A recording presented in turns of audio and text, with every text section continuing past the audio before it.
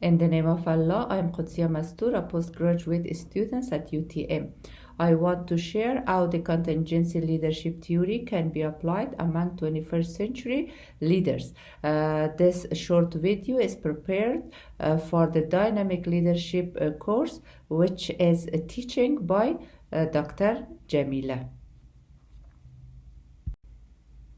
Introduction.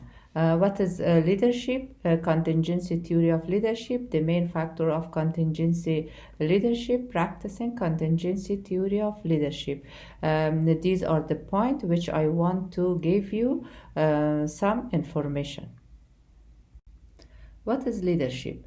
Individuals have many innate abilities and learned skills which support them toward the journey of success. Leadership is defined as the ability to lead others and considered as an art to motivate others to do something which a person wants to be done. Contingency theory of leadership. The contingency theory of leadership believes that leaders tend to modify their strategies according to the situational needs. The role of leader is dependent on internal and external conditions of the organization. The main factors of contingency leadership theories are behavior, traits, and situation. Practicing contingency leadership theory. By passing the time, the effectivity of other theories went down to curve, as the other theories of leadership were not flexible according to the situation of the current era.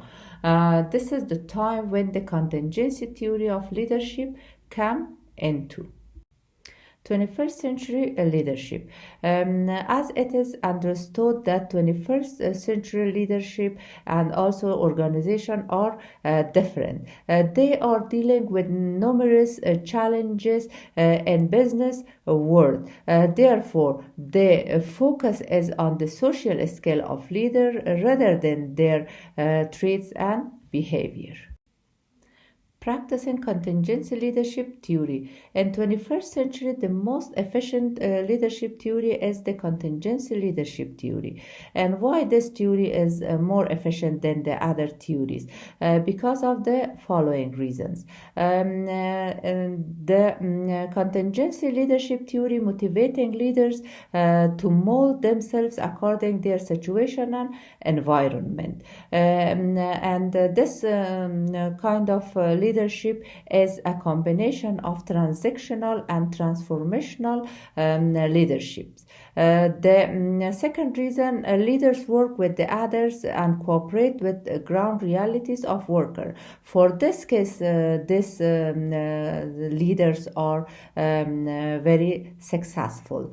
And on other hand, leaders who follow the standardized schedule are not very successful leaders, because sometimes this schedule doesn't work very well. So the leaders, if the leaders work according to the situation and environment, they would be more efficient and more successful.